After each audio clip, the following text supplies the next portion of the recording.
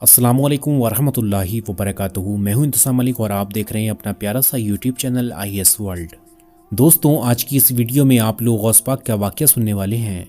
बहुत ही प्यारा वाक़या है। आप लोग इस वाक़ये को पूरा सुनकर जाएं और गौस पाक की मोहब्बत में इस वीडियो को लाइक भी ज़रूर कर लें और तमाम लोगों में शेयर भी ज़रूर कर दें और चैनल को सब्सक्राइब करना ना भूलें। तो आइए शुरू करते हैं आज की वीडियो। दोस्तों, मैं उम्मीद करता हूँ आपने ये गौस पाक की करामात शायद ना सुनी हो।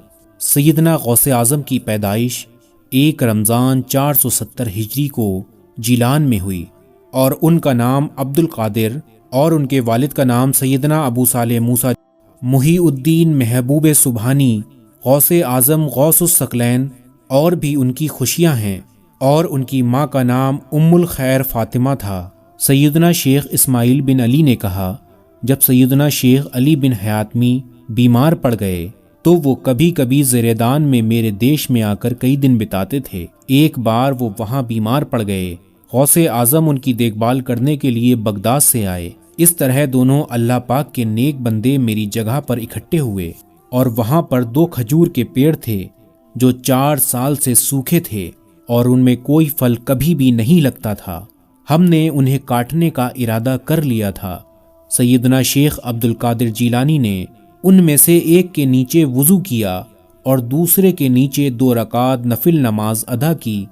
मेरी आंखों के सामने दोनों पेड़ हरे भरे हो गए, उनके पत्ते दिखाई देने लगे और उसी सप्ताह के दौरान वो दोनों फल देने लगे। हालांकि ये खजूर के पकने का मौसम नहीं था। मैंने अपने बगीचे से कुछ खजूर लेकर उन्हें तोहफा दिया। गौस पाक उनमें से कुछ खजूरें खा लिए और मुझसे कहा, अल्लाह तेरी जगह और तेरे दिरहम और तेरे जानवरों के दूध में बरकत दे। सैयदना शेख इस्माइल बिन अली ने कहा है, मेरी जगह में पिछले वर्ष की तुलना में दुगनी से चौगनी फसलें पैदा होने लगी। अब जब मैं 1 दिरहम खर्च करता हूँ तो मुझे 2 से 3 गुना चीज़ें मिलती हैं। और जब मैं किसी भी घर में 100 बोरी गेहूँ रखता हूँ और उनमें से 50 बैग खर्च करता हूँ और बाकी की देखता हूँ तो मुझे वहाँ 100 बैग ही मिलते हैं। मेरे जानवर इतने बच्चों को जन्म देते हैं कि मैं उनकी गिनती तक भूल जाता हूँ। शेख अब्दुल कादिर जिलानी की दुआ की बरकत से ये बरकत और गौस पाक की करामात अभी भी जारी है।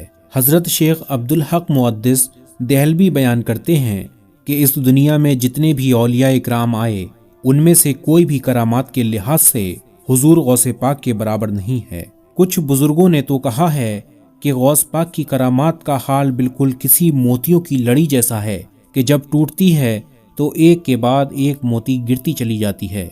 यानी गौसे आज़म की करामातों को कोई इंसान गिन सके ऐसा बिल्कुल नामुमकिन है कि शेख अब्दुल कादिर जिलानी रहमतुल्लाह अलैह के पास एक औरत अपने बेटे को लेकर हाजिर हुई और उनसे गुजारिश करते हुए कहा, ये मेरा बेटा आपसे बहुत मोहब्बत करता है, तो मैं चाहती हूँ कि आप इसकी तरबियत यानी कि इसको अच्छी बातें सिखाएं। उस औरत की गुजारिश को गौसे आज़म ने कबूल कर लिया और उसके बेटे को अपने पास रखकर उसकी तरबियत करने लगे और उसको अच्छी बातें सिखाने लगे और अल्लाह की इबादत की बातें बताने लगे। एक दिन की बात है जब उस लड़के की माँ दोबारा अपने बेटे के पास जाने का सोचती है तो उस दिन अपने घर के सारे काम से फारिग होकर और गौसे पाक के पास जाकर अपने बेटे का हाल चाल लेने का सोचती है।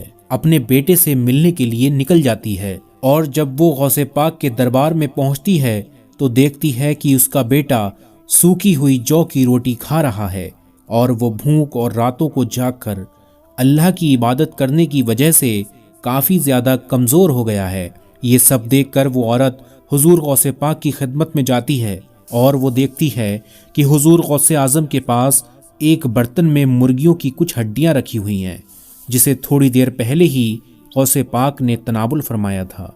ये जब देखकर उस औरत ने गौस पाक से बोला, या गौस पाक, आप खुद तो मुर्गी खा रहे हैं और मेरे बेटे को सूखी हुई जौ की रोटियां खिला रहे हैं। उस औरत की ये बात सुनकर हुजूर गौसे आज़म ने बर्तन में रखी हुई मुर्गी की उन हड्डियों पर अपना हाथ फेरा और फरमाया, अल्लाह के हुक्म से जिंदा हो जा, जो गली हुई हड्डियों को जिंदा करने वाला है। جیسے ہی حضور غوث اعظم نے بولا وہ مرغی بالکل صحیح سلامت زندہ کھڑی ہو گئی اور ایک عام سی مرغی کی طرح آواز نکالنے لگی۔ اس کے بعد حضور غوث اعظم نے اس عورت سے بولا کہ جس دن تمہارا بیٹا اس درجے یعنی کہ اس لیول تک پہنچ جائے گا پھر اس کی جو بھی مرضی ہوگی وہ کھا سکتا ہے۔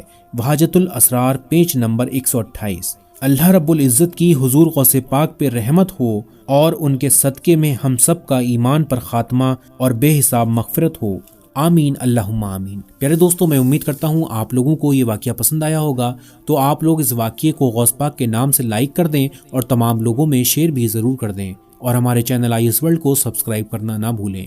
تو پیارے دوستوں، آج کے لیے بس اتنا ہی، پھر ملتے ہیں انشاءاللہ ایک نئی ویڈیو کے ساتھ۔ آپ لوگ اپنا خیال رکھیے گا، اللہ حافظ۔